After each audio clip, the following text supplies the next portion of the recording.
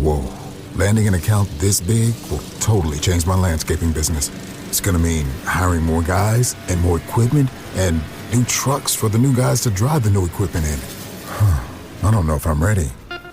You can do this, and Ford Pro FinSimple can help. Our experts are ready to make growing pains less painful for your business with flexible financing solutions that meet the needs of your business today when you need them. Get started at fordpro.com/financing. My dad works in B2B marketing. He came by my school for career day and said he was a big ROAS man. Then he told everyone how much he loved calculating his return on ad spend. My friends still laugh at me to this day. Not everyone gets B2B, but with LinkedIn, you'll be able to reach people who do. Get a $100 credit on your next ad campaign. Go to linkedin.com/results to claim your credit. That's linkedin.com/results. Terms and conditions apply. LinkedIn, the place to be, to be. This is Optimal Living Daily. Dangerous ideas. What if everything we thought was true about productivity was wrong? By Cal Newport of calnewport.com, and I'm Justin Malik. And I'm going to jump right into today's post as we optimize your life. Dangerous ideas. What if everything we thought was true about productivity was wrong? By Cal Newport of calnewport.com. The surprising hardness of the simple.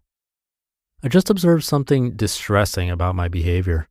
The absolute most simple component to my productivity repertoire is to keep a notebook and a pen within reach at all times. In the standard GTD canon, this allows me to immediately capture any tasks or ideas that pop to mind. In theory, this basic behavior, taking a notebook out of my backpack when I sit down, should present no difficulty. What task could be more simple? All I have to do is move my arm literally just a few feet from my bag to my desk. No thinking is required. No more than 3 to 5 seconds transpire. No sweat. Many times, however, I can't stand the thought of it. In fact, as I write this, such an occasion just occurred. I returned to my office after lunch, sat down, and found that every ounce of my being was resisting this trivial act. I had to fight to rally the energy to get out that notebook, and this is a fight I often lose. The problem with the hardness assumption. This observation contradicts a lot of what we assume about productivity. We like to imagine that the difficulty of starting something is in linear proportion to the difficulty of a task. When we see write term paper on a to-do list, we know that we have our work cut out for us to overcome the urge to procrastinate. Something simple, on the other hand, like take a notebook out of your backpack, should be a breeze. But it's not. To my continual consternation, the simple and hard at times can be equally difficult to get started, and this causes trouble. The core of most modern workflow management systems depend on the use of easy habits to support and simplify the hard. If these gradated designations fail, so does perhaps many of the claimed benefits of these systems. Toward a more realistic theory of motivation. The obvious question remains, what does explain our varying motivation levels? I don't really know, but it's likely quite complicated. One thing I have noticed, however, is that I tend to move between grooves and slumps. When I'm in a groove on a certain type of work, it's relatively painless to switch between tasks within this same type. For example, if I'm in a blog groove, it's easy to knock off tasks related to the blog. This is similar to Mihai Csikszentmihalyi's flow state, but not quite the same. In a groove, you're able to move between many different tasks within a broad type, whereas flow typically refers to your concentration during a specific activity.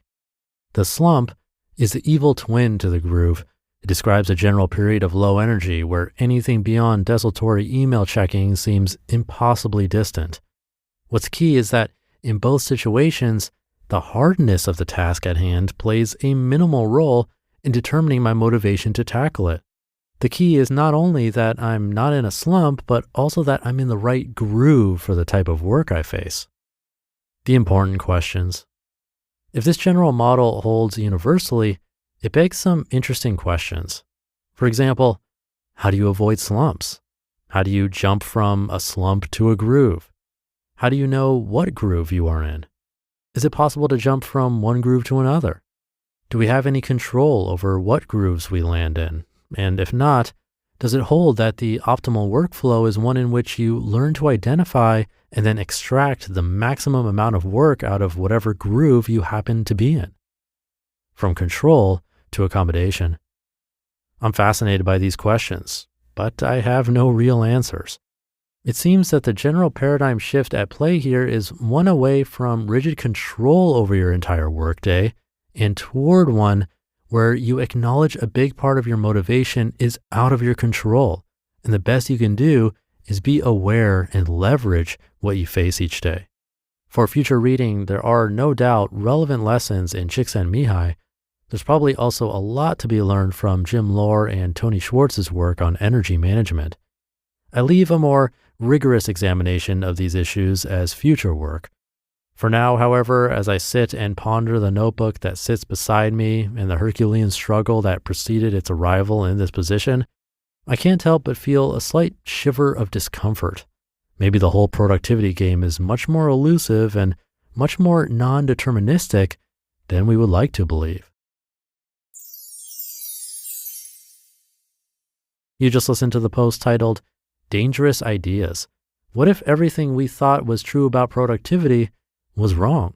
By Cal Newport of calnewport.com. And I'll be right back with my commentary. Thank you to Cal. You might come out of this thinking, what? This post says I have no answers, so what's the takeaway here? I really think it's important to simply know or be aware of what state you're in. Awareness, I think, plays a huge factor in our overall happiness and acceptance of life. After tracking my daily mood for 6 months personally, this is becoming more and more clear to me. Even when circumstances are amazing and I can't quote unquote complain, it's not sustainable to consistently have days that are like an 8 out of 10. And again, that's even when things are great. Life just doesn't work that way. There always will be those slumps that he talked about. They're not easy to get out of. And simply knowing what state we're in can change that from like a 2 out of 10 day to like a 5. We can say to ourselves, that's one of those days, and simply not expect to finish everything on our to-do list that day, which is totally fine, by the way. And of course, we're talking moderation, because if we say that every day for months or years, then that's a bigger problem to be addressed. But day to day, if we can be aware of our current state or even season of life, well, then that's a good place to be. So something to think about this week. Thank you for listening. Have a great rest of your day, and I'll see you tomorrow, where your optimal life awaits.